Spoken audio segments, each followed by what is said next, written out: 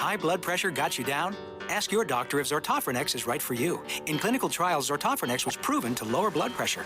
Ask your doctor before taking Zortofrenex. Women, pregnant women, and most men should not take Zortofrenex. Known side effects include dry mouth, upset stomach, mild death, blindness, massive heart attack, difficulty breathing, and rectal fungus. Almost all men who took Zortofrenex experienced a severe loss in sexual performance. This is normal. Please stop taking Zortofrenex immediately if you feel mild discomfort on or in testicles, as this can be a sign of a rare and extremely unpleasant side effect known as total scrotal implosion. If total scrotal implosion should occur, call your doctor right away. If you cannot move or talk due to the debilitating pain of total scrotal implosion, please have a loved one call your doctor. There is no cure for total scrotal implosion. Zortofrenex, always the right choice.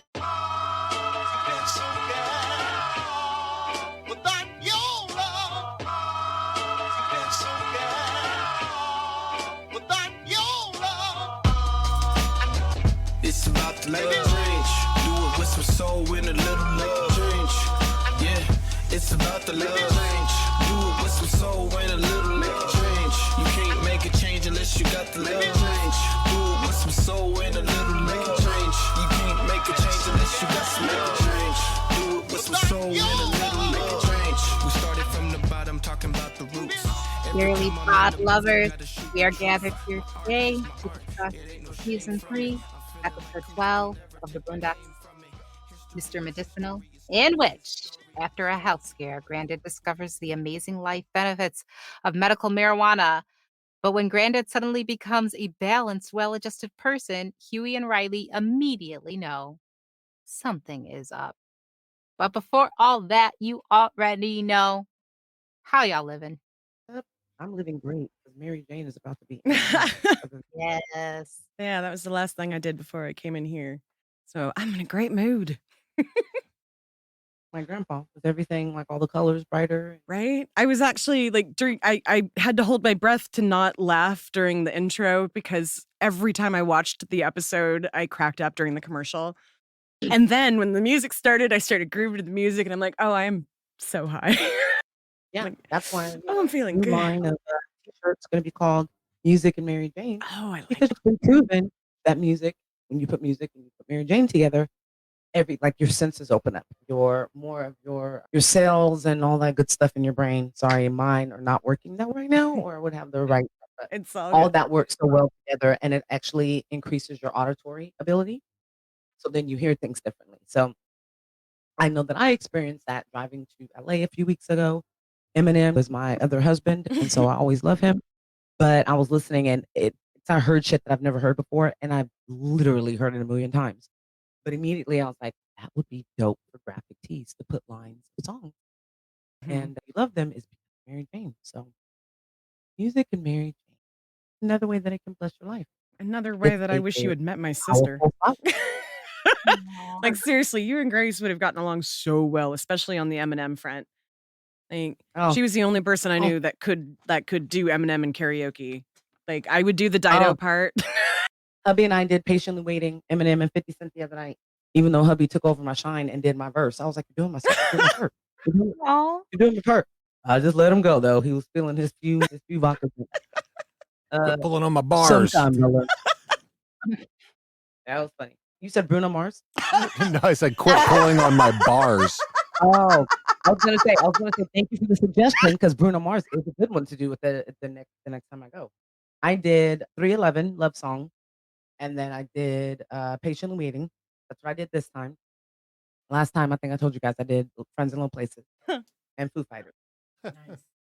Blame it all on my roots. You know I something? showed up in Okay, stop. boots.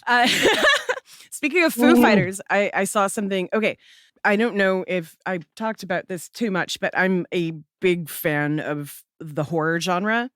And Mhm. apparently the guys from the Foo Fighters are all starring in a horror movie. And Yeah, he just I need to Dave see Grohl this. just opened a production I studio. need to see I this just saw so it. bad. Yeah, yeah. They're really doesn't that kind of make sense? I love I it. make yeah, I love Dave Grohl. My very first memory was, of course, him and Nirvana, but I remember seeing the commercial video where he's playing he's playing like the airplane stewardess, Learn to Fly. Yeah. Yeah, that was my first, and I was like, who is this man? Yeah, Oh because my God. when It he was around the was same time as like Jane's Addiction was really Mhm. like interesting to me. I don't know why. I just love the satirical videos, I think, and that's what made me really get into Jane's Addiction. freaking A lot of Foo like Fighters. 90s They and sell early more. 2000s rockers had really good back when videos were still good because they told stories. Well, when videos are videos, Yeah. yeah. Best videos. I'll just pose a question to all my co-hosts here. Best videos, I would say to me, like TRL time, Mm. the Guns N' Roses trilogy. Oh my From God. Crying to- yeah, best, hands down. Wait, which one? November Rain or And Crying, no, that's Crying Aerosmith. and You're That's- talking about Aerosmith with all the videos with Alicia Silverstone and Yeah. Liv Tyler. Guns N' Yeah, Roses, yes. those are I all was thinking of Aerosmith. November Rain. Yes. Yeah, that's because But Liv November Tyler's Rain dad too. is the dude from Aerosmith. Absolutely, that part. Ugh. But I will go ahead and I will correct myself because I actually do mean the whole time I was picturing November Rain and Slap Yes. Just- in the rain, playing, shredding ass off. Like every time I see him, I'm like, can I please learn to play 3 of the chords that he knows? I watch that, and whenever I see one of those videos where a guitar player is playing in the rain, I'm like, that's a $3,000 fucking guitar. What the fuck are you Right? doing? Oh. Slash doesn't care. Slash is He like, couldn't see throw it. this shit He, away. he thought he was holding some plywood. He couldn't see around his hair and his hat. Probably. Okay, so True. speaking of his hair, so when I was growing up and absolutely in love with Guns N' Roses and having all of their tapes, and my first boyfriend, our song was whatever, something from Use Your Illusion. I can't remember. But and I'm terrible. But I grew up in a very white, rock centric area, and I could never come up with examples of Black people in the music that I liked at the time because there weren't a lot. And I wish that I could go back in time and tell myself that Slash was biracial, because not like knowing that, I feel like I would have had a lot more confidence in liking what I liked instead of putting up with people telling me that it was abnormal that I liked rock and roll because I was Black. So Tom Morello, all I knew at the time was the dude from Living Color Jimi Hendrix, and Jimi Yeah, he didn't Hendrix. really help. And He didn't really help. what did he do? Tony I like him. McAlpine. Who's that one? He's actually a really amazing fucking guitar player. There was a woman in the punk scene too.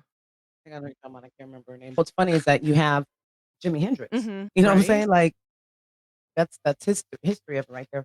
Music is music. Like both of my kids like completely different music. Jackson loves right now. Fall Out Boy is his shit. Okay, like he all Fall Out Mhm. Boy. He's a shredder. And then last He's resort, also a he's been classical playing, pianist. Papa Roach a lot too. Yeah. And then the other hand, he likes anime and likes Japanese artists and K-pop and then Polystyrene. my old man. That was okay. Sorry. You said who? Polystyrene, a punk rock lead singer, but again, another biracial person that because I know you're talking I about. didn't Yeah. know because it was very whitewashed, especially in Seattle because grunge was such a thing here. And I learned about all of them on the jukebox. Thin Lizzy. oh yeah. What's his fucking name? Thin Lizzy. I have to look him up. But yeah, like so if we went back to 1991 and asked me who my favorite band was, I would have told you Guns N' Roses, and I would have cried if you had told me that Slash was Black. Phil Lynott. Mm, That's his name. okay. He's passed away. He had a drug overdose. Of course, you don't think like this when you're in your teens or kids, because kids and teens are assholes.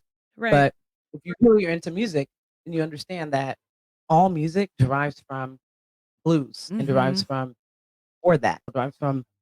old Negro spirituals, or even before that, it derives from what was happening with our ancestors back in Africa. So it doesn't just because it's delivered in a different way. But then again, I love music, so I think of it a different way. But just because it may be delivered in a different format doesn't mean that it's only for a certain ethnicity. Now you can't even say that. I think even I don't want to say Beastie Boys probably weren't the real first ones, but the biggest band that crossed over and showed that hey, I can like this, but I can also do this. Yeah, them. I was just watching a documentary talking about Fred Durst the other day, and I was like, Run DMC a At little the bit.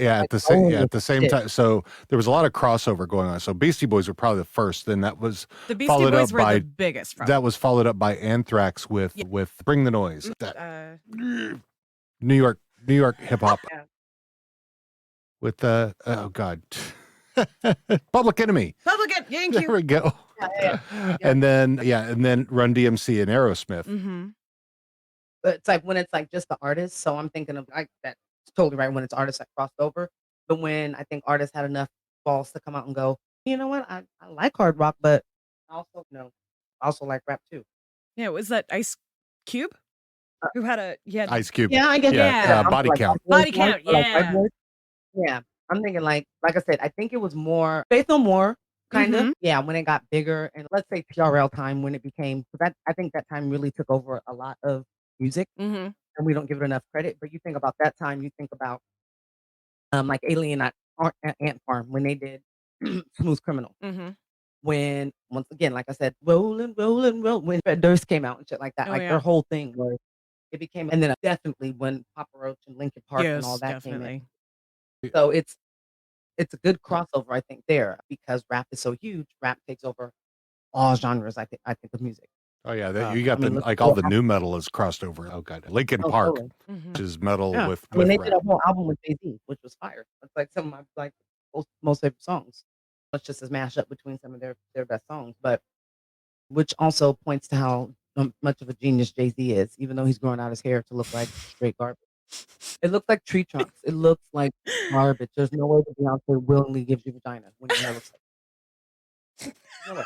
Hello. There's no way. I'm sorry. In my opinion. Beyonce vagina Fine. requirements. I kind of wonder, like, he's a brilliant business person, but I feel like she's the one who calls the shots a lot of the time. And there's a part of me I wonder if Basquiat is Beyonce's favorite artist. And so he's, I can look like Basquiat for you. Yeah. No, I feel like, okay, there's some shade, Beyonce fans. Don't be upset. I don't think Beyonce knows who a lot of the artists that are in her house is. She took her GED and got her GED when Blue was 2 years old, or Blue Ivy. Well, that's Not just saying because you have to go to school she to had go dropped to- out of school to become a superstar. And because you're a superstar, you could have had all kind of tutors and things like that to help you out to make sure that you had your high school graduate or had high school diploma way before your child was 2. But then again, I'm not part of the Beehive. I'm just asking for them to come to me. A But little bit. go ahead. I'm not doubting Ellen's talent. I'm not doubting her place in pop culture. Just speaking some facts. That's all. You guys, look, I get what you're I'm a saying. stand over Janet Jackson and Eminem. You guys, if you guys want to go ahead and come up with some barbs about them, go ahead. We've heard it already. Janet's a Jackson, so of course she's Right.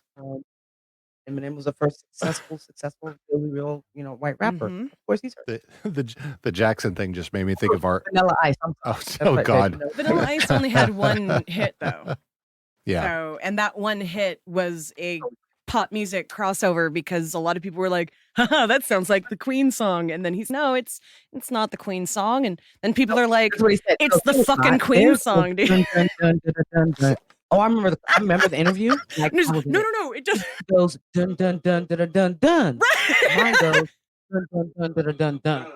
There was one extra beat There in was- his. Yeah, exactly. There was one extra beat that didn't change. Dun dun dun dun dun dun dun dun dun dun dun dun dun. Ice, babe. I know. Anytime I hear that first bar, I'm like, and then if that extra beat hits, I'm like, God damn it. I can still fucking quote that song at least halfway through before my tongue gets twisted, but I still probably would want to hear that Queen song instead. Look, he takes love it. Whenever we're out and that comes, tell them anything. Okay? That is the shit. And then people out there I'm like, why are you dancing like it's 1992? Because it's Don't Stop Believing. It's one of their sacred. Oh, but that was awesome. I sing that one. That's like Sweet Caroline. Come on. Yeah, Sweet Caroline is definitely one of theirs too. Yeah. Piano Man. No. Oh, so Sweet Caroline. hubby learned a new song this weekend and was like, who is this group and why have I not heard of it? So there was a guy singing Buck Cherry. Oh, uh-huh. That was the she fucks so good. She's on top. Yeah. There you go. Yep. Yeah. The crazy bitch. She's There a it is. crazy bitch. Yeah. Fuck so. It's Yeah. another Yeah. song Grace Yeah. used to sing in karaoke. Yeah. He's like, yep. This is the loudest he's talked to. Yep. Yep. Yeah. American Pie is the other like- one. That would be the Yeah, that he's would be like, the "It's other the white greatest one. song ever." Oh That yeah, I into his forgot about that one. That was the He first loved it. song my babysitter taught me, beginning to end. She was a hippie. Yep. He told the guy when he goes done, he goes, greatest song ever. Him and the guy was Which one? during his Crazy bit. Yeah. Yeah. Right. He was so excited to sing it. I don't know if he was singing to somebody there. So excited to see, and he just ended up standing by hubby, and they were like fist bumping, and I was like, "This is so bro times right now." Yeah. Oh, Yeah, the going real quick, so our next episode of Disputed is is Brock Sampson from Venture Brothers versus Black Dynamite. And which I think is going to be a great debate. I don't think anybody would win. Honestly, Black Dynamite and Brock Sampson are basically the same person. One is black and one is white Swedish with a mullet. But they are both invincible in my eyes. But the second episode that I watched of that was about the Jackson 5. oh, right. And how Joe Jackson was not the one who was beating up everybody in the family. It was Michael, because Michael is an alien. Terrible. And So when any one of the other guys in the 5 would fuck up, he'd beat the shit out of them. That's a pretty funny view, and I could see it though. Couldn't you see it? Like could- little Michael oh, yeah, back I then? could Yeah, see like, it. Somebody told Michael at 3 years old that he was going to be like the best thing in the world. I could see him growing up to be like, bitch, what'd you just say? Mm-mm. I feel like Tito would get on his nerves. I feel he'd be like, Tito, again? Oh my God, will someone tell Janet to go? Yeah, that was And he was a like, "You know funny what? episode. Phoebe, you're gonna have a horrible song. Latoya, I don't know what you're gonna do. Janet is my girl, though." Right? So Janet's the other one that can make it. Yeah, I could see that being Yeah. hilarious. That was Yeah, I highly recommend watching it. It's only been 2 seasons. There was only 2 seasons of it, but it's pretty damn funny show. It's, if you like the movie, you'll like the cartoon. Dynamite. I feel like Black Dynamite would definitely be like something Granddad would love watching. Oh yeah, I'm sure.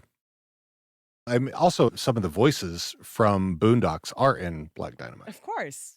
because Michael J. White, who was Black Dynamite in the movies and in the cartoon, has also done voices in the Boondocks. And now brain is not working. The guy who plays Tom is in it, and the guy who played Uncle Ruckus is in it. So a lot of them. Awesome. I All right. was trying to figure out Oh, what's it playing on right now? It plays Black Jesus. Oh, and Black Jesus was written as Aaron Magruder. Yep. Yeah, that's Clayton Johnson. I think Black Dynamite is on HBO Max. Okay. It's either HBO wow. Max or Hulu, one of those two. Yeah, I've seen it. I was looking for a new adult or animation to watch because I'm all caught up on American Dad, Family Guy. Well, if you like John Uh, Mulaney, you should watch Big Mouth. Oh yeah. Oh yeah, that one. Okay, good. Yeah. Like they're gonna have But a new this season one at was same for me to, time. like, go to sleep on. Oh, did it Because I don't start? want to go I to think sleep it on. just came out. Yeah. Oh, It did. Yeah, okay. it did. I finished my paper. I have a 3-day lull where we can watch TV together, honey. We got the latest season of What We Do in the Shadows. Yeah, Archer, but have you already watched? Nope, I haven't No. watched Okay, it. I've so we have watched. to watch the new season of Archer. Yep. Okay. Yeah. So We'll have to make a calendar. Yep. All right. Should we? I don't know. Should we get started? You ready to get our groove on? All right. I know that Idris is hoping we'll get started so that Dad will go. Oh yeah. It's- All right. Let me make sure I can read his computer screen. All right. So we start the episode with the boys having broken the TV with the telephone. Granddad, this isn't the time for pointing fingers, right? President Obama says we can't move forward looking backward. Obviously, we know that Riley did it since he's making sure that there's nobody to blame. Yeah. I love Like, that. that is the first thing. I can't wait till kids get their like sense of, ooh, let me not say that. That doesn't make me look innocent. Right. It only lets mom and dad know that I did it. Right. I that is always the big thing. Like when children get old enough to understand that they actually are telling on themselves, it's so funny. All right. So Granddad flips out and tells them to beat each other. And just as he's yelling, he ends up having a panic attack and collapses to the floor. The boys drag Granddad to the hospital to have him checked out. He fights it the whole way because he doesn't want to face his own mortality. Finally, he's sitting in front of the doctor. During their conversation, a woman in a lab coat walks into the room. Her name is Jessica, and she's a medical student who will be observing.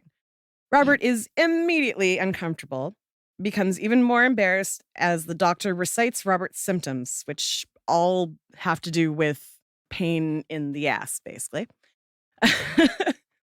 The burning was extra. I was like, Burning oh, and polyps and yeah.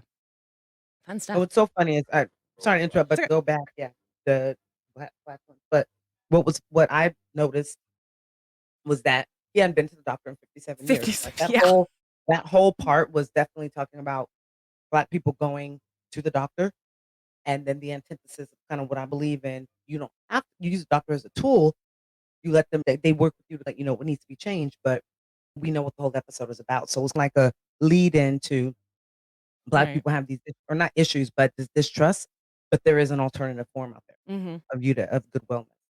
I just thought that was interesting. Within the first 3 minutes of the episode, they had to do what most of us have to do, because like hubby does not like going to the doctor. He will, but Yeah, I'm the same way, especially as someone who has a lot of chronic illnesses. Like going to the doctor doesn't solve anything for me most of the time. Most of the time I'm just updating symptoms and getting blood drawn and whatever, and it's disheartening. I was it's actually the same thing that I could do online. Have an online right. service, Right. and then ask me to fill all this shit out, and then you go boop boop boop boop boop boop, which is what you do anyway. And you Right. look at your little handheld thing, and you go, "Let's prescribe this," because that cute pharmacy rep came in and told me that this was Yeah. gonna work. The And, truth, isn't it? And worst, I won't name any particular hospital entities out there, but I did used to have insurance through something that it used to be in California and now has started growing throughout the country, and just bought like a huge company that was my insurance company. But anyway, I was gonna say, does it rhyme with Shmoo Boss or Miser? miser. Oh yeah, I knew that's who it was. So my doctor's Absolutely. right. My doctor's pretty much, if I can come in and there is something fixable, like we're both happy. We're both like, yay, I can finally like something's yeah. The best thing about them is that they can refer you within the same building. So it's they go, Uh, how about you just walk down to ophthalmology and make an appointment? not in Like those are the Seattle. best things. We got The also best one in the thing was, north and then the major one downtown. oh yeah, we have so many now in Sacramento. We didn't had like 3, no 2 back in the day, Mm-hmm. but now there's one downtown. Now there's 2 in like Elk Grove and around the surrounding suburbs of Sacramento. But these are the great things about them. You could just go ahead and open the drawer and take out the notes that you needed for work, Yep. because they did not tie them, they did not close them up. Or you could go in and go, my tooth hurts. I think I need time off work. And they go, how much time do you need?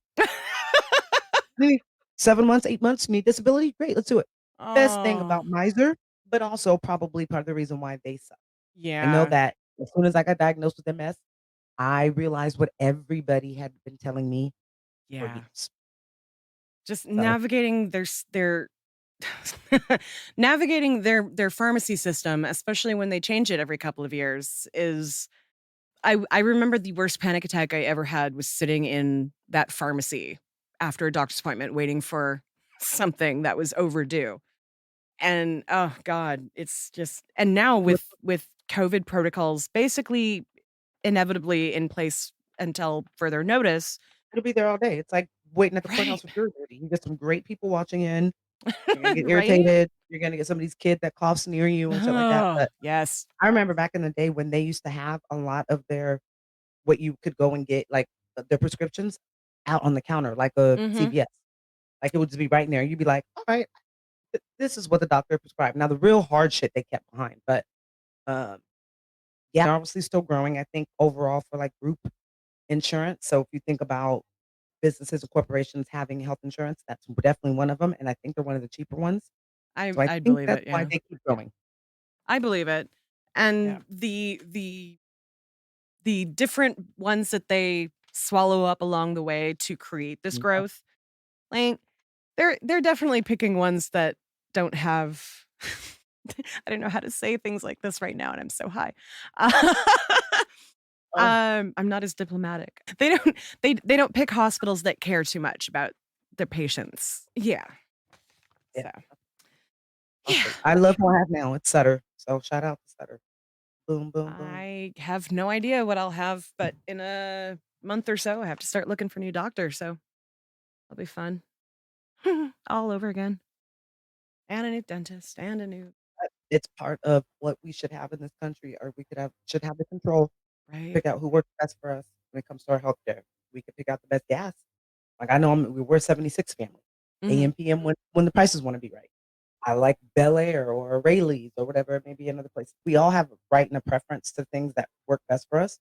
So why isn't healthcare one of them? Yeah, it's definitely not healthcare or mental health care or your teeth care or your eye care, all of that. And somehow all of that is not all under healthcare, even though all of it contributes to your health.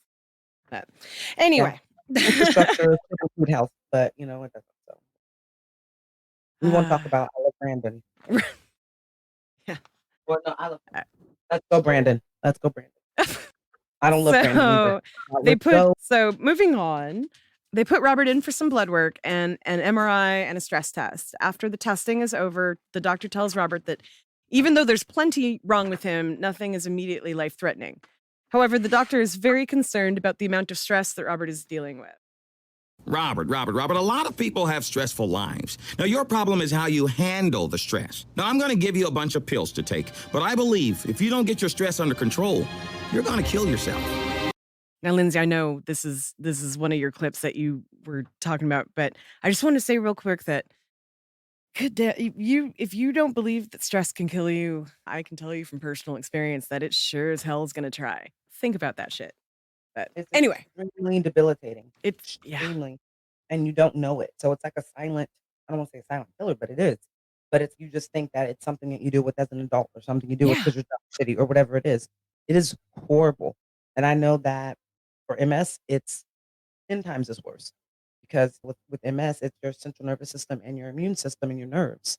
So it's your stress that already is bringing down the defenses in those systems, we'll say. So if you're stressed, it's 10 times more. I know when I'm stressed, and that's why it's very important to learn other coping skills. Marijuana helps a lot. It's almost this show is A heading in reefer. a direction. Right? The reefer helps. Linz, did you want to say anything about that? I was going to say, I don't know if I did pick this clip, but I can tell you, before I got diagnosed with MS, this is exactly what they were telling me was my problem. Mhm. I have been in and out of the hospital with serious issues since I turned 30. That's when it all started. They said, you have an autoimmune disease? Bye. Then I moved to California and they just kept telling me, oh, honey, it's anxiety. Oh, Mhm. honey, it's stress. Huh. Yeah, I am partially visually disabled. And that ain't from no fucking stress. That's from the MS you kept saying was anxiety. So you could put me on drugs, but we'll get to that in a And minute. you've been saying that the past year, though, that things have happened that your doctor's like, you need to change your schedule. You need to do this. You need to do that.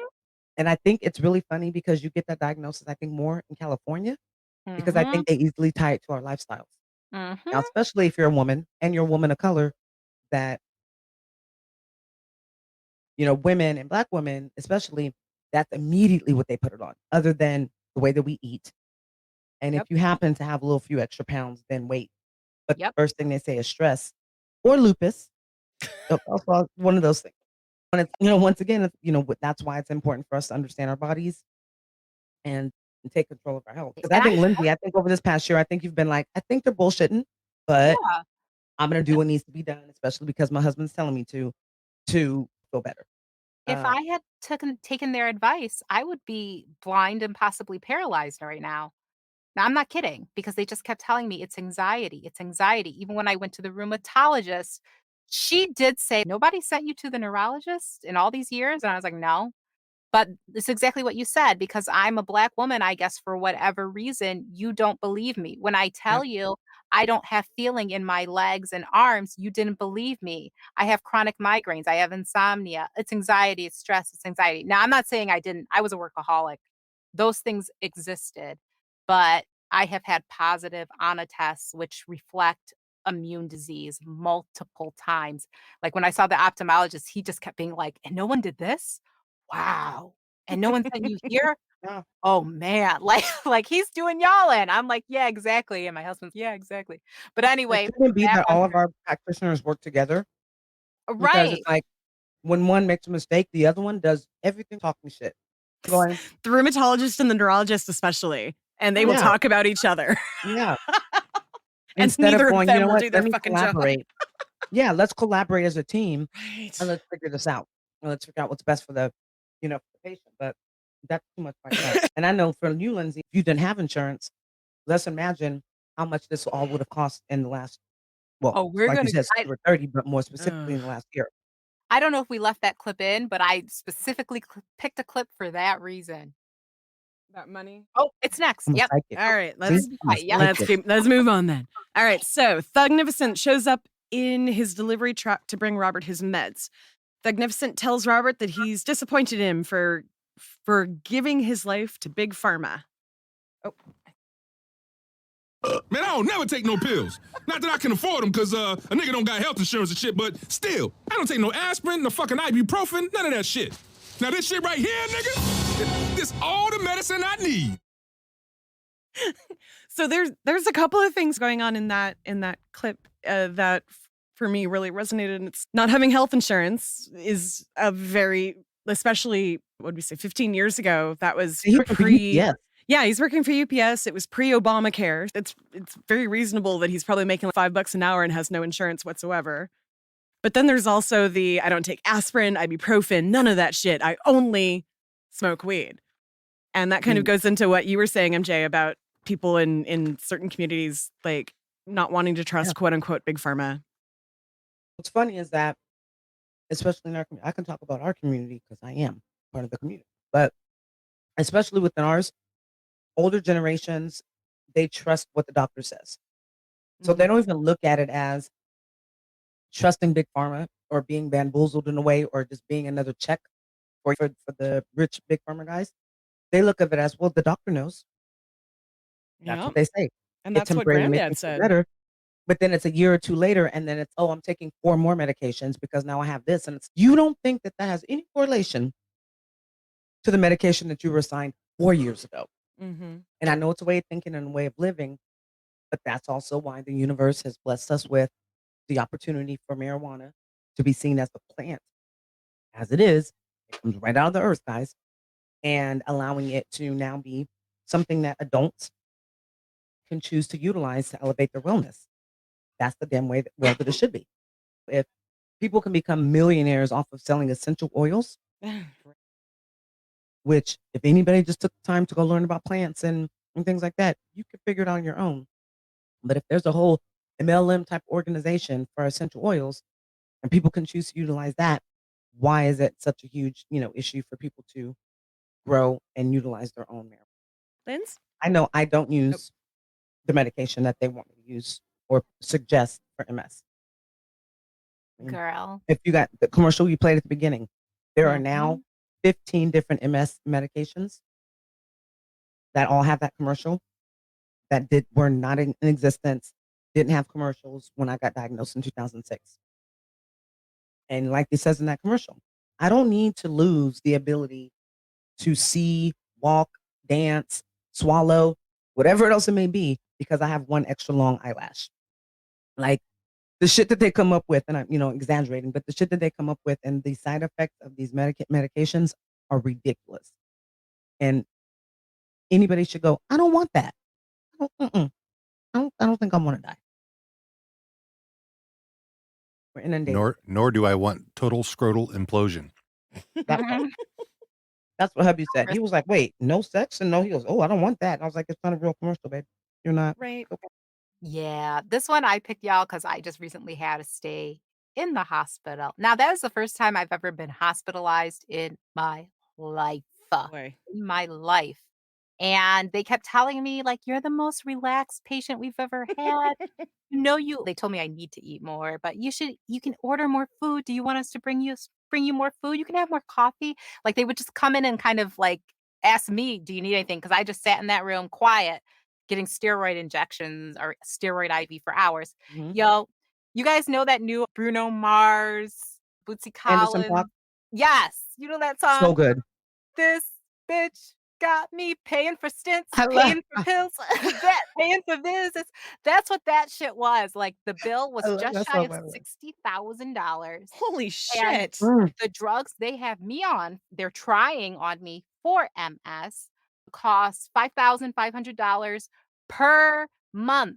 Per month. I pay nothing because my husband, I shouldn't tell his business, but he builds algorithms.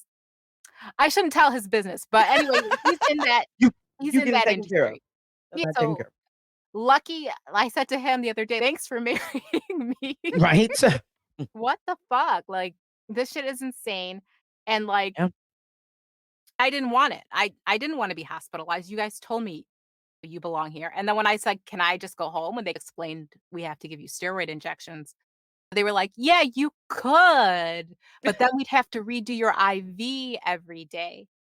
This Oh, bitch got me paying for Right? drips. Like, what the fuck? It was insane, and there is no way, like, I said to me and my husband have talked a lot, I think we talked about it on here, about he wants to have kids, and then he waffles, he's not sure, da, da, da, da, da. I am really uncomfortable with breeding somebody into this system, okay? And I'll just leave it there because this shit is insane. If I didn't let me not tell other people's business. Somebody close to me is approaching paralysis due to a medical operation they had when they were a child. And I just think, what the fuck? Like they're on Medicaid, emergency Medicaid, because how can they afford that shit? yeah. It's insane. It's a people farm. It will always be a people farm. We can move on. One thing I wanted to add into that whole scene definitely reminded me of my dad and everything he went through. Like by the time that he died, he had actually chosen to wean himself off of almost everything and still had a drawer full of medication. But he had weaned himself off of basically the harder and harder narcotics that they gave him because they couldn't figure out how to stop his pain. But yeah, just like you've got the hardest part about getting older is that your body is basically falling apart and there is nothing that you can do about it but try and stay alive as long as possible. And so that's why you take blood pressure meds and meds to make sure your kidneys are still working and meds to make sure your blood will either clot or not clot depending on whatever you need. And Health and wellness should be a huge part of education as science. It's part of it. It should. I remember taking health and it they threw all the what they thought you should know at mhm, 14, sex, mhm, STDs, how to wash up. And I was like, if people don't know how to wash up at 14, that's a problem. Honey. But you know, but just mhm. basic hygiene shit. And it's like, this is fourth grade. You know what I'm saying? Instead of that, replace it and teach plant-based medicine. Teach about our bodies. Teach about what could reverse kidney damage, what could reverse or prevent high blood pressure because we're so predispositioned to a lot because of genetics and what's part Having of rarity. So having part of yeah, the school system teach how ways that when you are a child that you can develop those habits. Like the yeah. thing that they do even in elementary school, like they don't teach you healthy habits for eating food and And taking look at care the of school yourself. lunches. But right, but what Yeah. what they basically do is you are given food and told to eat it. And And maybe if they- you're lucky you could choose between two or three things, but they don't yeah. tell you if you choose the chicken, you're getting a primary source of protein from the chicken and blah blah blah blah blah. If you pick this thing, you're only getting cheese, so your energy level is going to be lower. And if you choose this one, you're going to have a lot of energy right away from the fruit and the bread, but then you're What going to is feel it? really The food chart tired. There's that much worked to do with that. with the Yeah. FDA that said this is what you should have, and then they ended The up like pyramid thing. yeah, the pyramid. Yeah. Like they have that just because you have that little laminated poster in the lunchroom doesn't mean shit. My baby said the other day, Mom, guess what we had for lunch? And I said, What? He goes, First of all, it was warm. Yep. Like that's a thing. Like he comes home so many times and tells me we had nuggets and they had gave us four and it was cold. And I'm like, what the your job Mhm. is to be a fucking lunch lady and to warm shit up and put it out. What is the problem? But he really described a warm taco and was in Jesus. heaven. That's ridiculous. Like that's ridiculous, especially when we have the choice. I tell, first of all, my boys are old enough. Y'all want a lunch? Make it. Like I have to make mine. They also have the option of eating at school. There's so many of, our students that don't have that option. Like those are the two out of possibly 3 meals they may get per day. Mm-hmm. So in that instance, why aren't we doing more to make sure that well, okay, I know why, because of money, but we Yep. should be. What would be more like than making this place really a utopia would be if we were providing the education that were needed and then providing the education through examples, which is in real life. Every day you go to school and you're not having a cold meal where a 10-year-old then comes home and says it was warm. Main thing, main positive description about the food. So it it's it's a slap in the face for somebody like me who is so passionate about people having their control of their health and their wellness and the quality of life they want to live Mm-hmm. and being able to do that through using the flower power or plant-based medicine. 'Cause I'm gonna tell you right now, I just sat here and ate a cookie, so don't make it seem like Mhm. I'm sitting here eating plant-based shit all the time, but I do understand the benefit of it, especially with somebody who decided that MS was gonna be like, "Hey, girl, I'm gonna live with you and just Mhm. walk into my life." So it's it's a slap in the face that we can't live in. We're supposed to be the number one powerful country, but we just do shit so wrong Mhm. People farm. and the Yep. opposite just what's negative for our citizens instead of doing what's right for us to be really that most powerful country. Yeah. That's one of the fundamental problems with the United States is that we think that we are superior. I use we with a capital W. Yeah. That we think we are superior and that the American dream is something that should be attained by all. However, we are the only developed nation that does not do things the basic needs for our citizens. We are like universal health care and universal like education going up to certain levels and access to colleges and access to trade schools and You know, we're the only country basically. that made trade schools a bad thing. Mhm. Yep. You know, we all of a sudden made vocational trade schools a bad thing. You don't want to go there, and if you do, you don't want to tell people. Like it Right? was kind of like a beauty school dropout type of scenario. But to your point, Lindsay, I want to say, didn't when I met you and your husband, we had lunch. Weren't we talking about school lunches? And your husband was saying that school lunches in Italy and just on that side of the Yeah, country you are guys. so much better. Yeah, and he said they got to go home and have a real meal, and for work as well, like school and work, they take like a literal 2-3 hour break. You go home, Fiesta. you eat real, No. and then you go finish school. That's awesome. I think I remember Seriously. seeing BuzzFeed when I was like in love with BuzzFeed before I found out how much of a freaking How toxic it dungeon can it is. Yeah. Yeah. They were showing like different lunches and all over the world. And I clearly remember France's lunch. I was like, man, I want to go to school there. Like they It's have like really bread good and cream, cheese and bread. yeah. Yeah. But it was very thorough. It was very thorough, like their breakfast was. And Mhm. so it's very similar, I think, to what Lindsay saying maybe there, I think they take a longer lunch, but they make sure it's much more nutritious and stuff like Mhm. that too. So I And love that. it's And more it honestly, if you think of both physiological and psychological needs of a human, it makes much more sense to focus for a few hours, have a few hours off, focus for a few hours, have a few hours off, then you yeah, sleep. yeah. Like it doesn't make sense to have these 8, 9, 10-hour days. That's not natural. I wonder what the Like, like the percentage rate of the quality of life or that how people are happy compared to United States here, like as far as workers and everything else. Because I know if I got to go home for two they do hours, things like that all the time, right? it would be great. Yeah, yeah, I'm just saying like I haven't researched it or haven't Oh, yeah. needed to in a while, but I One think of that the would be freaking fantastic. I don't know why your husband doesn't want to move back to Italy. Mm, one girl. of the greatest kind of side things for having worked at the last job that I did was that it's within walking distance of my house. So I could go home on my lunch break, which was only like a 45-minute lunch break. I still Mhm. had enough time to go home and change or get something or whatever. Like I didn't have enough time to sit and have a meal or whatever, but it was such a good break to be able to break up my day with like before and after actually having a chance to leave. Yeah. So, When I did work, I worked in the traditional sense.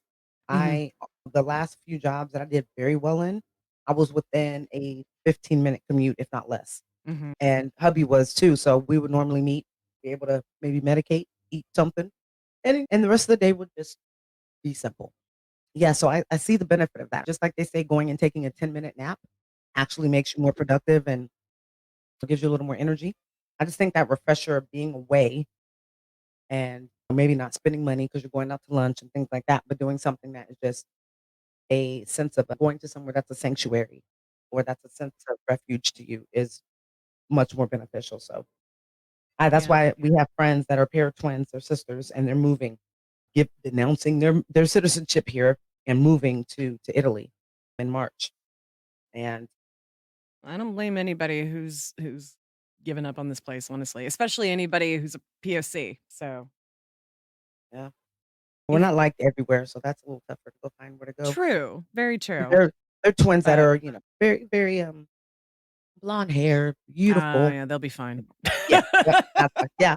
I couldn't do it. Me and the fam couldn't do it. And if we did, it'd probably be a little You more could, issues. you probably Yeah. could in Italy. Some There, parts. there are some countries that it would be questionable, but I think, well, I don't know. Look, if Most I of moved to most Italy, of the I'd be ready Italian to people be I know fat. aren't like that. But anyway, there's I'd just definitely be a big fat. country. Yeah, if we were moving there, I would be prepared. I would start buying like size 16, 18 clothes. I would just be much bigger. I would know. I'll be like between the wine and the bread and the cheese, and probably Mm. Jackson too, because Jackson is a bread and a cheese boy. This boy loves going to Trader Joe's and picking out cheese and Sounds just like you need to take me to Italy. yeah. Dean just got the big eyes. I told Lindsay's husband that I was like, if you ever want to go back and she doesn't want to go, I'm great. I'll go fly with. But he says we haven't gone because of the awkward rise in this right wing sort of stuff that's taking Yeah. place in Europe. That makes sense because the US led all of that. And Mm. it's been getting worse in Canada too, which We're not gonna be able to go anywhere. nope. All right. Thanks, So Diana. let's get back to the show. Robert brings up the legality of the weed that Thugnificent basically tries to give him, but Thugnificent tells him that Obama fixed that already. So he's also worried because he knew someone who smoked a joint with angel dust in it. Thugnificent tells him that was just some guy that he knew last Friday. That was last Friday. Yeah. He gives Robert the joint and heads out. As Robert is sorting through all of his pills, the commercial that we listened to at the open comes on about one of the meds that he's prescribed. There are a myriad of side effects, each one worse than the last. Robert throws the pills down and walks out of the house. Next, we see Robert in the park hiding behind a tree. He lights up the joint that Thugnificent gave him. He takes a hit and lets the feelings soak in. The colors of the environment become more vibrant. Everything is beautiful. He smiles and sighs in his new relaxed state. The next morning, the boys are lying asleep in beds, and they are awakened. Yo, you smell that? Yeah, but it can't be what I think it is. Breakfast. We got pancakes, waffles, pork, sausage, turkey sausage, veggie sausage, eggs Benedict, smoked salmon omelets, hash browns, and of course, huevos, rancheros. Or I can make you something else if you like. Granddad, why'd you make all this food? Because my boys have to grow up to be big and strong. I'm eating this bowl of Cheerios because you know what? The cholesterol's not going to lower itself. That all sounded so good, especially the Right? salmon, like omelet. Like that was I love that because I know lots of people who do that. Like they get high and then they cook like elaborate meals and shit. And I I think that's part of the love reason that. Food Network and all that shit has blossomed over the past Right. 15 years. I believe it. The legalization of weed and the rise in the Food Yeah. Network are totally correlated. Yeah. And 1000 British baking shows. Yeah. Well, anybody in college use that for your dissertation or whatever you need, like correlation, because it's damn for sure. Come on, Rachel Ray has to smoke weed. She's Oh, way God, too yeah. weird and happy and shit. With their dogs. Yes. I mean, I would be Yummo. like Rachel Ray. I would be like, ooh, what's this? Let's try She this. makes up words though, like she's teaching a preschool fucking like show, yummo and shit like that. But don't get me wrong, I loved Rachel. Don't get me wrong, her shit was good. But it's like an adult Blue's Clues. It was that kind of entertainment. But The wine crowd. oh yeah, for sure. The people who they get everything from what's that store? Like expensive cooking. William Sonoma. There you go. Oh, Boom. yeah. Aries Power. I knew I was sitting in the TV and picked it up. Yeah, William Sonoma. They just get that shit just because they're like a Ross and Potter. All But right. they don't cook at all. They've never made creme brulee, but they have a full creme brulee set. And they get high.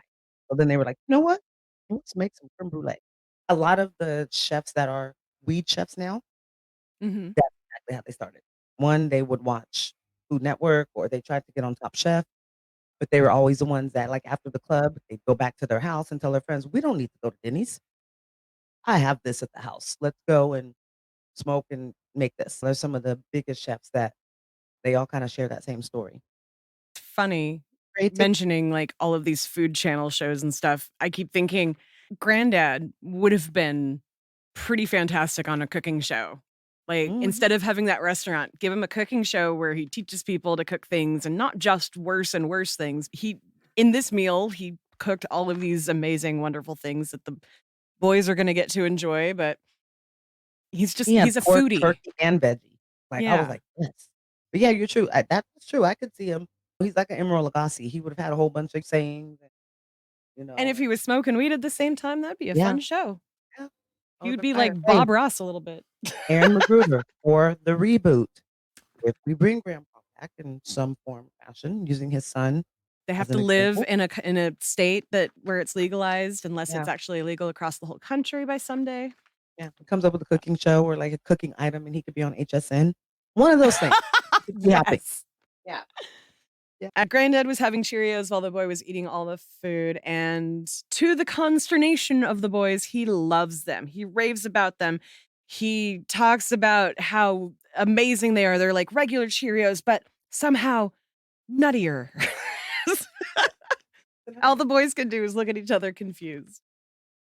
Granddad comes to find out that the boys again have broken the TV. He cracks up at this and tells them that in reality, all of this stuff is theirs anyway, so he really doesn't care. Riley is not sure he likes the new Granddad Mhm. because he liked his TV. He's so suspicious. Right? So then Thugnificent is back at the door thinking Robert has a pickup for him. Of course, Robert just wants more weed. Thugnificent is a bit upset that Robert called his work to schedule a pickup when he wanted weed from him. He explains the etiquette for weed and agrees to take Robert to his dealer's place. Robert and Thugnificent pull up to a house. Thugnificent knocks on the door. Hey, Otis, good to see you. Who's this, your friend Robert? I'm not a narc. Do you want to check me for a wire? Because I'm not wearing one, so it's okay if you do. In fact, this may be a bad idea. Now, are you looking for anything in particular? A certain kind of high? I just need something to lower my stress. Let's see. We got Bubba Kush, Lavender Kush, Telly Savalas Kush, OG Scarlett Johansson. Mm-hmm. Hey, I even got one named after me, nigga. It's good for sitting on the couch all day and not doing shit. You know what? Try this. It's called Black Pearl. What's it gonna do?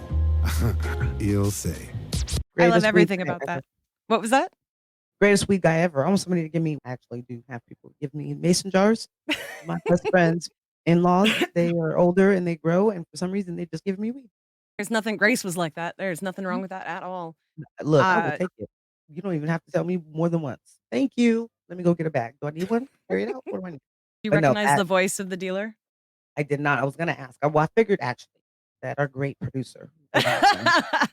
It's none other than Luke Skywalker. Shut up. He's been on every. Mark Hamill. Yeah. Yeah. Oh my He god. plays He's the done a lot. Joker as Yeah, and this was right about the era that he was big on. He was Yeah. doing that Oh, yeah. show, That's so- that's where I think. Yeah. All this was part and parcel of his I mean, I remember launch he was into on voice acting. The latest thing was like The Big Bang Theory was like the latest thing that I saw him on outside. Oh, he's been Yeah. in a bunch of stuff live, He's but been in he's so been much. That's what voice I'm saying. acting Like, for he's been very relevant. Like I'm 40 sure his years. asking price is pretty good, pretty comfortable. That's fire. I did not know.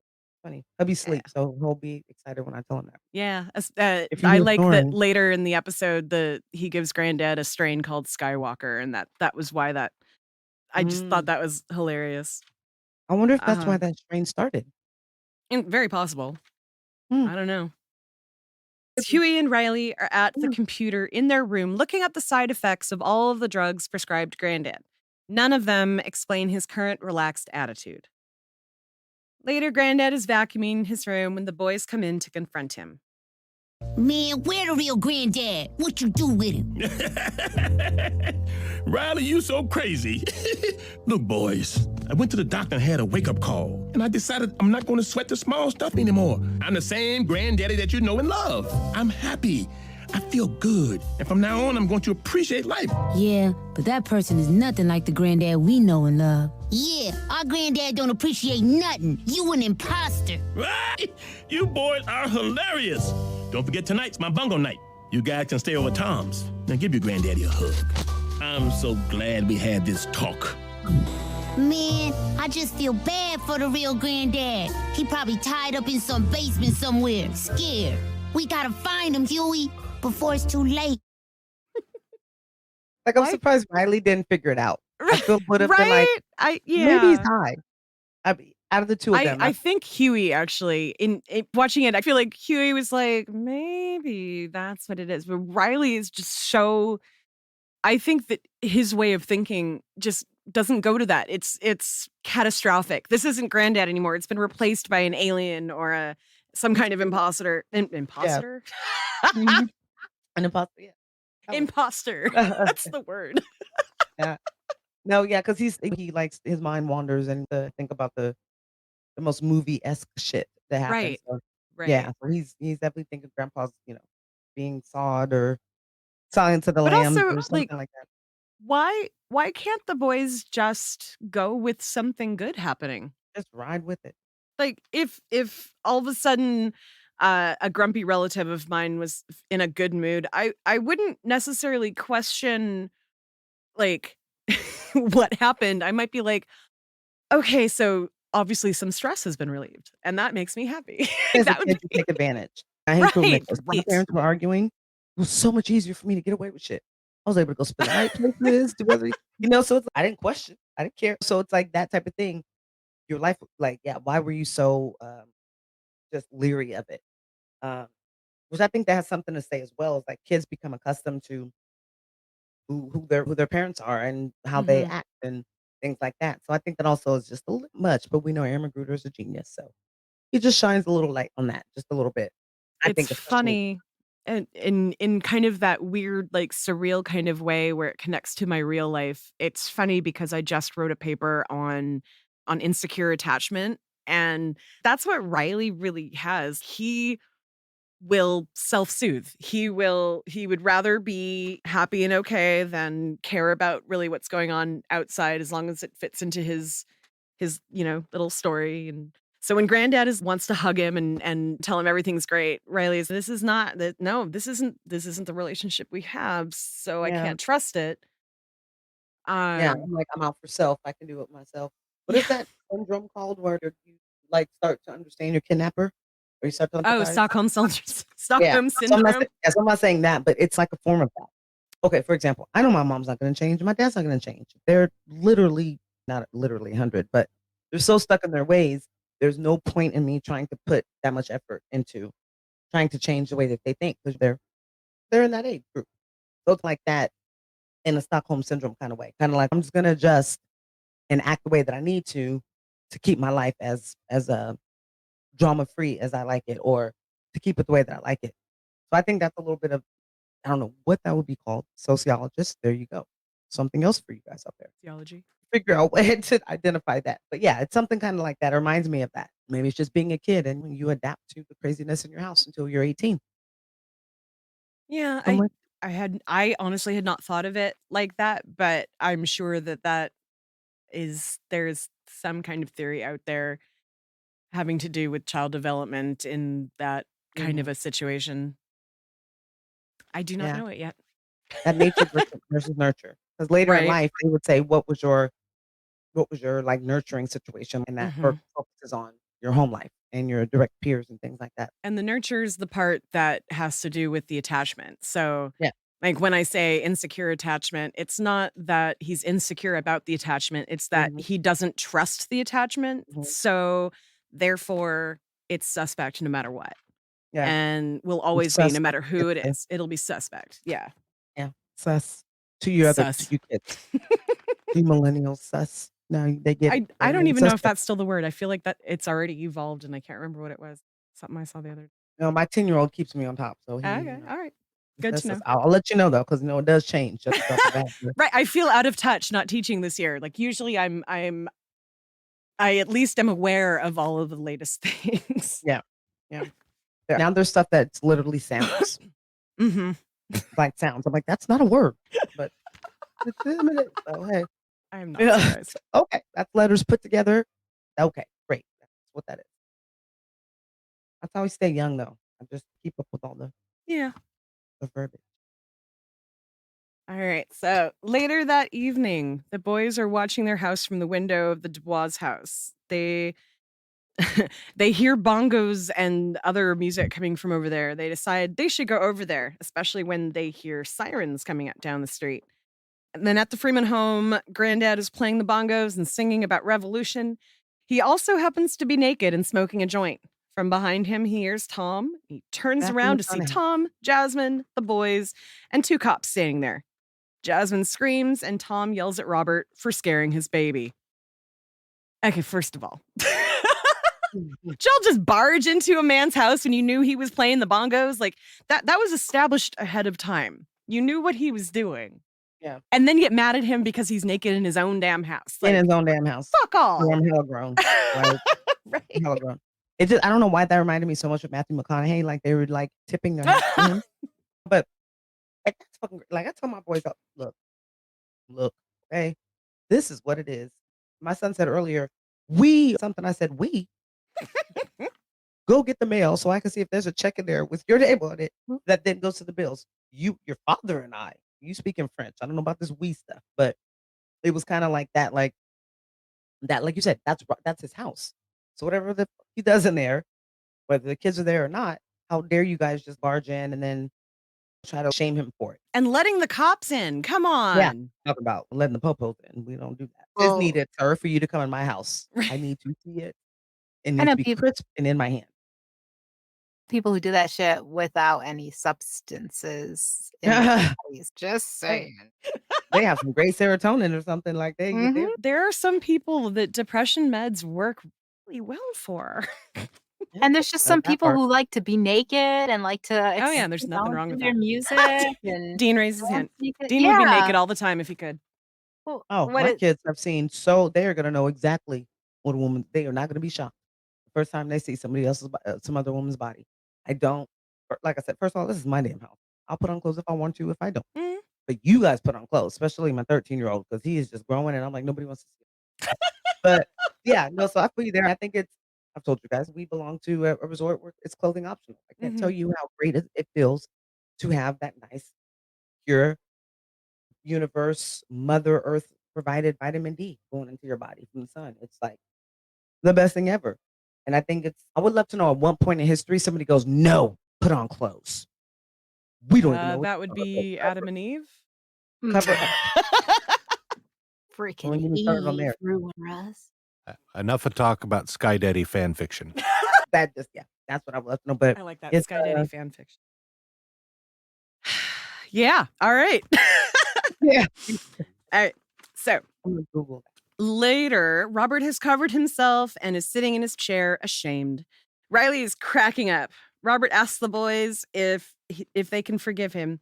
Huey doesn't think it's a big deal. No, Huey, it's a very big deal. That's why drugs are so dangerous. Then you get addicted, and it destroys your life and the lives of those around you. You start playing the bongos really loud, and then you turn all Bobby and Whitney on us.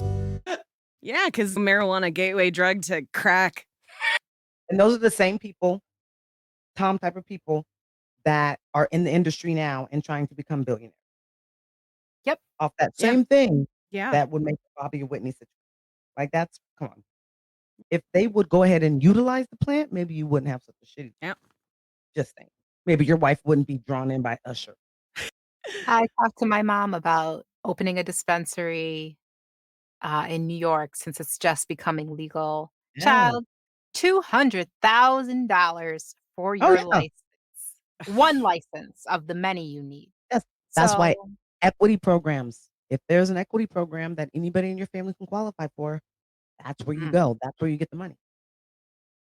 They're trying to hold us out by it being so expensive. But another way, tell your mom too, delivery services aren't as expensive as dispensaries, especially in New York. That's what's the kind of focus right now. So Well, and you got to make sure what is legalized because in Washington, it's weed is legal, but transporting it is tricky.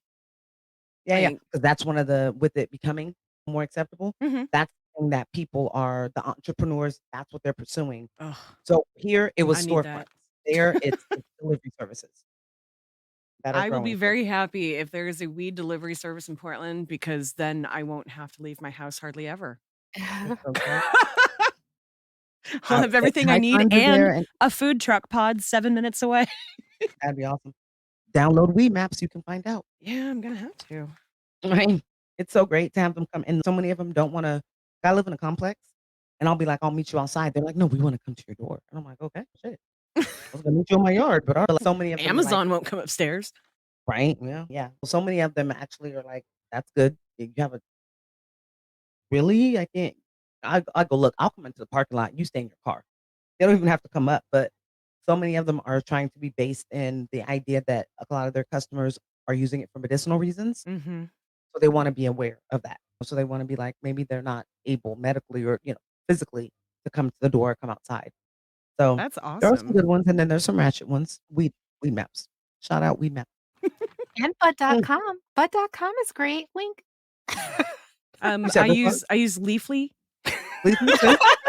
No, I Leafly's didn't good. know Leafly did delivery. Yeah. I don't know. They don't. I don't think they do. But Leafly, I can usually find a strain I'm looking for and figure out And then find which out where it place. is. And yeah, Yeah, find out where it is, and then that'll lead to whether it's delivery or storefront. Yeah. right. Ease is pretty good as well. But I know I just voted for Weed Maps. I like Weed Maps. I use Weed Weed Maps. Maps. No, always good. Cool. And there's a lot Speaking cool of research weed, out there that are fired. Speaking of weed, Robert states that he's learned his lesson and won't smoke again, but the very next day he's back at Grant's house to get more weed. This time, Grant has a new strain for Robert. It's called Skywalker. There it is. He needs a delivery service. Right. You should provide that delivery service. But yeah, my mouth is watering because I do remember a very good Skywalker. That was an indica. That I feel like made me laugh, it was like mixed made with me laugh, purple kush which or was good. something. Anyway, so later, Huey is admonishing Granddad that he knows that he's still smoking and that he should be very careful. Granddad, who happens to be floating about 6 inches off the ground, says that he's quit and has no idea what he's talking about. Then he floats away. I like what Huey says right there. I just know you tend to go overboard when you like something. And that's very true. And it's amazing that Huey, like no children usually see that, but Huey, of course, is this old soul. So like he understands that this is probably a good thing for Granddad, but Granddad tends to overdo any kind of good thing until it is no longer good, just like he did with his girlfriend. Anyway, You'll make better choices in girlfriends though if you tie. maybe his last girlfriend was great. He just needed to chill the fuck out, and maybe weed would make that relationship great. Weed makes every relationship. Is that true, babe? Something tells me that Dean's edibles are kicking in early. All right. So later, Huey is. Oh, no, we got that one. Next, Robert is out driving very slowly in the fast lane. Everybody on the road is honking at him and yelling. Then he gets pulled over by a cop. When he can't stop laughing at the cop's name, douche, he gets arrested. Also, oh no, I would never be able to not laugh, especially the Summer's Eve joke, though. Right? On this lovely Summer's Eve, Officer Douche. I would definitely would have been in trouble. 1,000%. I do that even high. Granddad did attempt not to, do that at first. He was like, Officer Douche. Anyway, in court, Robert is being asked how he pleads. Tom wants him to plead guilty, but Robert isn't having it. He stands up and forcefully states that he's not guilty because Obama legalized weed. The judge says that he isn't sure. He's pretty sure he would have heard about this already. He's pretty sure, I'm also pretty sure, but hey, we can look it up if you want, no big deal. Yes, please. No, sorry about that, man. Look at this. Wikipedia says weed is still illegal. Really? Yeah, wait, look at that. That's interesting. Says here that several states have legalized medicinal cannabis. See? Unfortunately, this state ain't one of them, so, Oh. So I guess your choices are to move to California, smoke all you want, or just stay here and stop smoking. Or you can keep smoking and go to jail, but that'd be silly, don't you think? Kind of sounds like the choice wouldn't be that hard. Mm-hmm. What you I'd be think? like, dude, California is. I picked this clip because what a chill ass judge. How funny that you're a professional, you're a judge, right? One of the highest rankings in your profession. And you're just like, let me Google it real quick. And 3, because I had a doctor who did that shit once. And I was like, you gotta be kidding me. But at the same time, isn't it cooler that you fucking do that shit than you just tell me some bullshit? That's actually a really good point. And one of the things that, as a teacher, I was saying this before, like I promised them that I would never lie to them. And so that included when I didn't know something. And I would be very honest. I would be like, let's ask. So I had 2 assistants and I would say, let's ask Ms. Millie to find the answer for that while we move on. And then she can tell us when we're done. Or we would look it up together on the overhead, or just letting them know that it's okay to not know and it's okay to look something up is actually a really good lesson for kids that a lot of parents don't do because there's some kind of shame around not knowing. So, And it's another throwback. That's the same way I conduct my business. A lot of people take it to be like a weakness or some shit. But y'all, my clients love me. Why? Because when they ask me a question, I don't say, oh, obviously. I say, I don't know. Let's check it out. Let me get you some citations. Let me research it. That's the shit I do. I'm not gonna fucking sit here and bullshit you. I don't fucking know. And people try and act, oh my God, you don't know what you're doing. Bitch, I'm in digital marketing. That shit changes by the day, okay? So if you're uncomfortable with me having to research some shit, then you need to go find someone else to work with. But everyone I've met loves it, except other companies I work with who blow smoke. And then when you come with the receipts, which is the full circle part from earlier, when you come with the receipts, they want to side eye you. And that's what I tweeted about this morning when I said the lengths people will go to not be wrong and still be wrong. And then you won't get mad at me because I have the receipts. Oh, I love you. sorry. Nah, it's all good. Seriously, I love you. Oh, I love you all too. Mic drop. Right? Almost yeah. Okay. So Robert is dismayed by what the judge said, and back at home with the boys and Tom, they're talking. Oh, man. Robert, I can't believe how lucky you are. Lucky? How is this lucky? I finally found a thing in life that makes me happy, and now they're gonna take it away from me. Now, Robert, studies show marijuana can be very psychologically addictive. Man, fuck them studies. I want my weed. I believe all the terrible things they told me about weed, and it was all a lie. And now you mean to tell me I could have had this the whole time? Who knows how different my life would be? I might be a Nobel Peace Prize winner, or 8-time gold medal swimmer, or even president of the United States. It's not fair. I have to go back to being the regular me. There's nothing wrong with the regular you. I'm telling you, the regular me is completely unacceptable. I don't even like the regular me. No one does.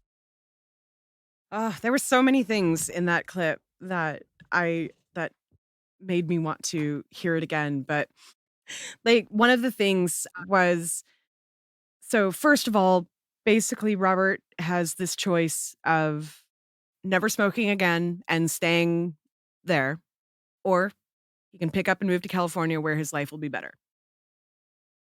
And that's a hard choice for him because for all the obvious reasons and the not obvious reasons. But it's almost funny to me the way that Robert reacts to having to quit smoking isn't about things like pain and he's just, I like me when I'm high. And that I feel like, yeah, Granddad would have a really good fucking life if he could just smoke weed. It's once again, it's you having the power and the control to live the quality of life that you want. And if he's better every day and he's less stressed and he sees, oh, first of all, I would not be okay with our boys throwing a phone into the TV screen second time. Twice. But yes. But him seeing the second time was a remote. Oh. A remote, yes. Okay. Either way, I'd be in the prison. Like, what you in here for? My boys threw something to my TV. But no, but it's just the ability for him to see like the trivial side of things and to really change his way of thinking, which most importantly leads to how you deal with stress.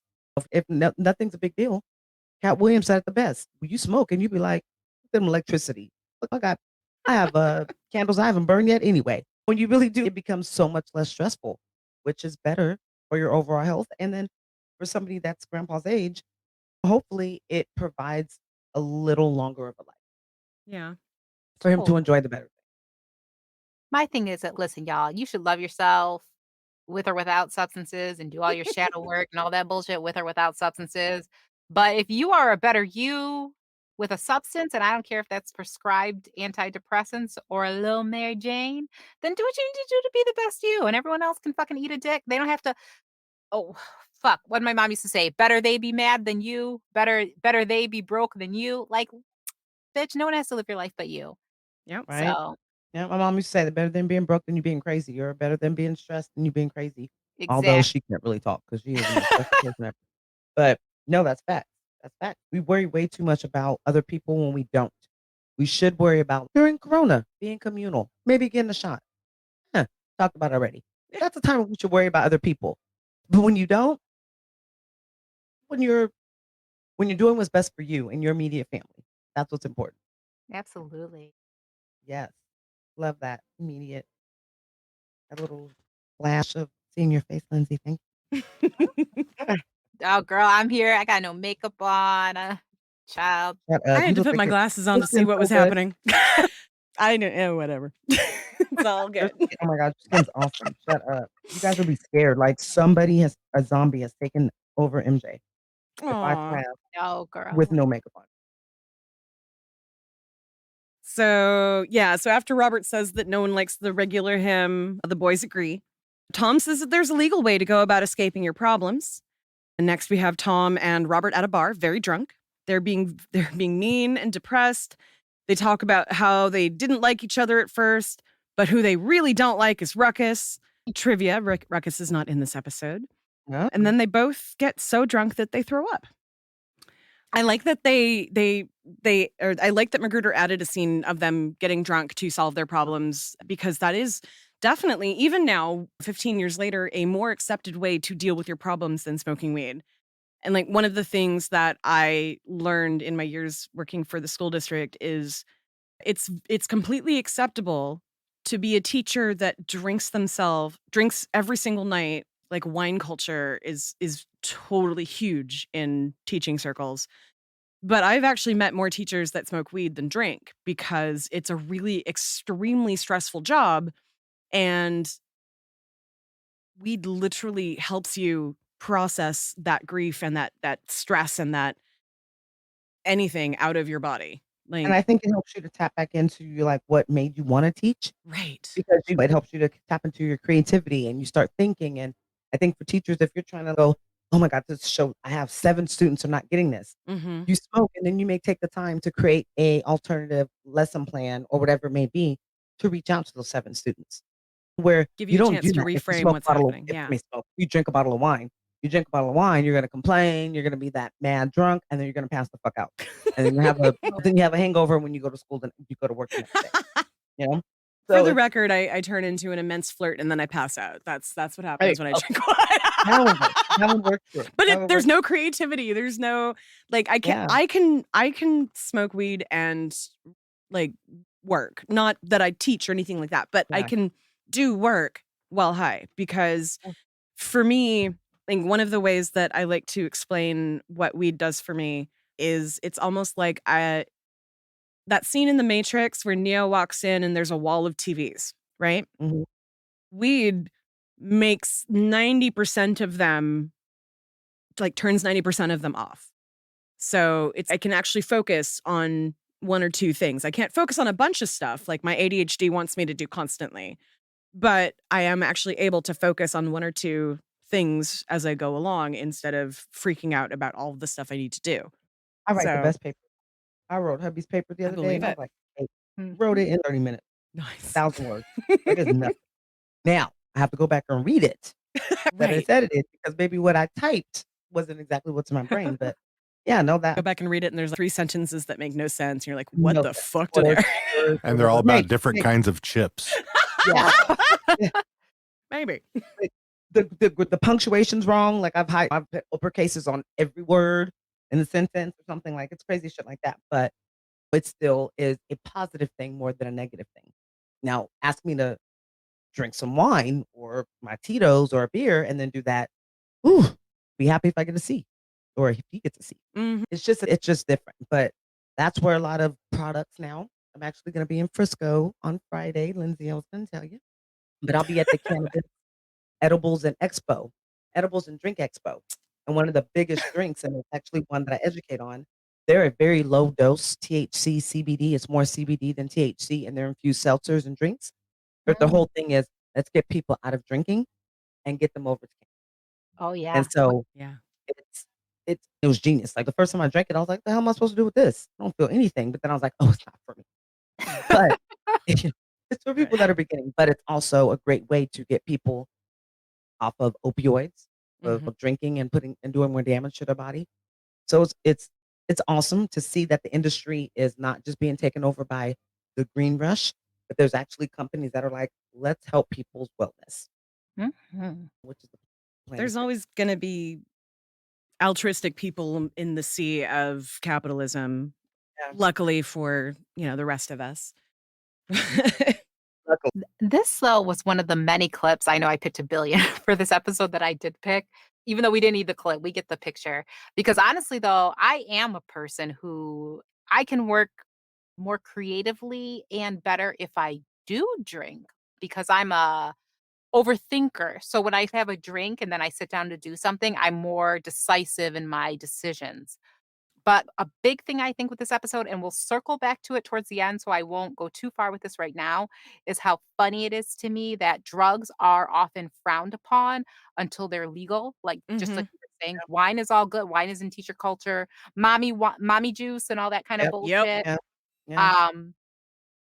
It's all good. I call myself a drug addict. I know many people take issue with me saying that, like that I'm like making light of actual drug addicts. Y'all, I have been sent to the hospital due to caffeine withdrawal. Okay? Wow. Because your girl had a problem with drinking coffee. And even now, because I was a workaholic, so I used to get up at 5 a.m., get ready, catch the bus downtown when I lived in Rochester, go to the advertising agency I worked at around like 7 in the morning, would work there until about 7 at night. I'd go home and I would shower and get dressed and then go work in that club I talked about working in last week, because a bitch had to hustle, and then I just became hooked on coffee. So when I tried to drink less coffee, I went through withdrawal. I am not even kidding. We're talking migraines, rashes, couldn't get out of bed. And then when the doctor's talking to me and she said, oh, how much coffee do you drink? And I said, oh, I have about 12 shots of espresso a day. She was like, girl, you have got to be kidding me. But that is a legal drug. That is a drug. Yeah. Yeah. Oh, yeah. If caffeine were illegal, baby, Starbucks. Man, What the fuck? no such thing. Yeah. Drugs are it's not, and okay, whatever. We'll come back to this. 'Cause we're gonna get back into this with Granddad's closing observations. All right. So Robert is walking over to Grant's house again to find Thugnificent outside, across the street, watching Grant's house getting raided by the cops. As they impound all of the weed, Robert says that it's time to take action. Robert goes home and paints a sign that says Free Grant. As he's getting ready to go protest, Huey asks him what he thinks he's going to accomplish. Granddad said that he's surprised that Huey's sold out. Huey suggests that they should just move to California. Riley likes this idea because he can become the first Blood and Crip at the same time, and then star in a movie about being the first Blood and Crip, starring as himself. Granddad said that he's not moving anywhere and heads out. I wish that I had picked the clip right there where they're like, what's more important to you, us or weed? And Granddad's like, weed. And it was so fast. Yeah. 1,000%. No question. Right? He didn't even have to think about it. There was no hesitation whatsoever. So Robert is out in the middle of an intersection calling for the release of Grant. After he makes his speech, he sits down on the road and goes to light up a joint. Just then, Grant is walking by and sees Robert. He goes to ask Robert about what's going on. Grant tells him that he got 6 months probation and paid for his bail and he's out. Grant asks him what he's doing out there, and just then, a cop comes up. There we go. A cop comes up to arrest Robert. Sorry about that. Back in court, the judge he was in front of the first time tells him how disappointed he is to see him again. Robert tells him that he sees the error of his ways, and that if the judge will let him off, he'll move to California in order to be in compliance with the law. The boys are happy. The judge tells Robert that he'll make the deal, but first he'll have to have 3 weeks of house arrest, 2 years of probation, mandatory drug testing, and community service, just for fun. Finally, we see Robert in an anti-drug PSA. Hi, my name is Robert Freeman. Recently, I started smoking pot. Marijuana didn't make me happier. It didn't make me cool. It didn't do anything except almost cost me my family and my freedom. So if you want to be like me, a loser, go ahead and smoke. So false. First of all, please stop calling it pot. Pot is where you piss or where you cook noodles. I cannot stand when people call. I'm like, please stop calling it pot. Like, one of the things that we're gonna do to be able to normalize it is we have to take the, kind of slang names away from it. There's no slang names for vitamins. Nobody's, hey, give me those guys. Except for the Flintstones. Give me them Flintstones. I call it that good G. There's nobody that's like, ooh, that B12. That is, you know what I'm saying? Like, yep. Yes, sir. Nobody calls it that. So we've got to take the names away that have always been associated, especially when they've been negatively associated. Right. Linz, what did you want to say about that one? Oh, for me, it's back to this whole thing about drugs are so bad until they become able to be profitable to big pharma. Say whatever you want, sad but true. It is what it is. Everything I just said about caffeine, it is what it is. Now they're messing around with microdosing mushrooms and LSD and yep. as valid treatments for all kinds of post-traumatic psychiatric stress disorder. Yeah. Schizophrenia. So as soon as they can market that shit, it's not going to be so. It's just a little LSD, honey. It's just a little MDMA. What are you're overreacting. But ketamine is starting to be used in human trials for chronic pain sufferers. I've seen people do ketamine, and I'm like, ooh, that's not a fun drug. That shit sounds so scary, but yet I know people who've done ketamine infusions that are like, it has changed my entire life. All right. And y'all are ketamine to knock me out during C-section. Yeah. Yeah. Because I was like, I feel you cutting me. I feel it. I feel it. And so they were like, look, girl, you can't feel it. I was like, I feel it. It was like an alive girl. And so they went ahead and they were like, here, you won't feel it anymore. And I was not. I remember him saying that, and I don't remember anything else. Good. Until that child was, it was hours later. But yeah. Oh, all right. If it's natural, I say if it's natural and plant based and grows from Mother Earth, then why not? Like fun guy, it is a fun. It's a fun guy. One of the things I love the most about the fact that we're moving to Oregon is Oregon has declassified a lot of those things. So there's going to be a lot more research coming out of the state that I'm moving into, and I'm very much looking forward to that because microdosing for depression sounds like a nice deal for me because I fucking hate my antidepressants. Mushroom cap. Then go ahead. They make protein shakes or powder out of it now. There's so many other forms and ways that help. It's As we end, Riley is laughing at how uncool Granddad made weed look. Looking down at his ankle monitor, Riley says he's going to go out for a stroll because he can. Huey, even though Granddad doesn't care, is happy to have the old Granddad back. And that is the end of our episode. I feel like every episode ends with Riley laughing at Grandpa or somebody. Right? Like he's like the end of every episode. He gives that kind of insight that some people may be thinking watching the episode, but Riley's held 32. I'm gonna because I can't. So is there anything else from this episode you guys want to bring up? Only that point of stop fucking judging people for doing the shit they do. Drugs, playing the bongos naked, whatever. Especially if they're in their own goddamn house.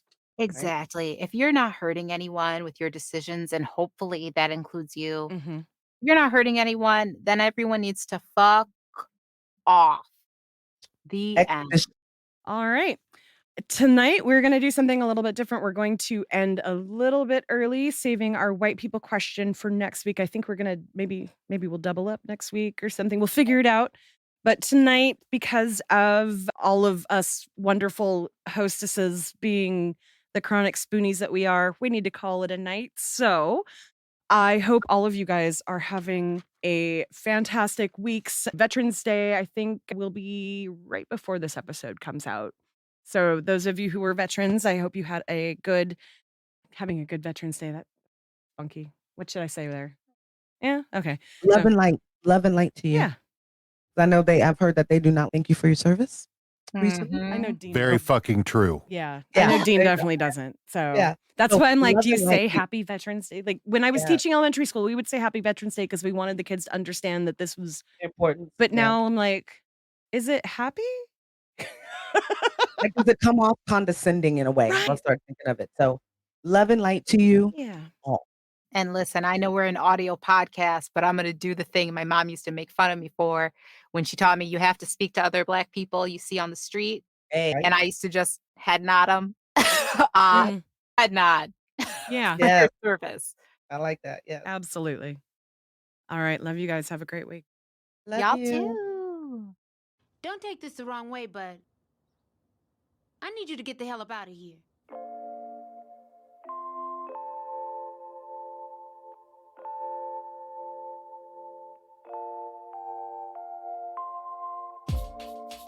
Hey, fam.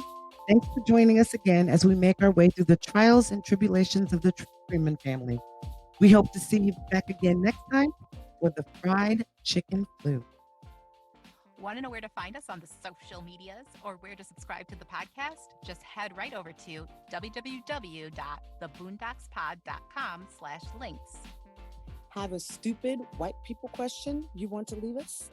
Email us at host@theboondockspod.com or leave us a voicemail at 760-933-8636. That's 760-we-3-undo. Shout out to the artists who've created our intro and outro tunes.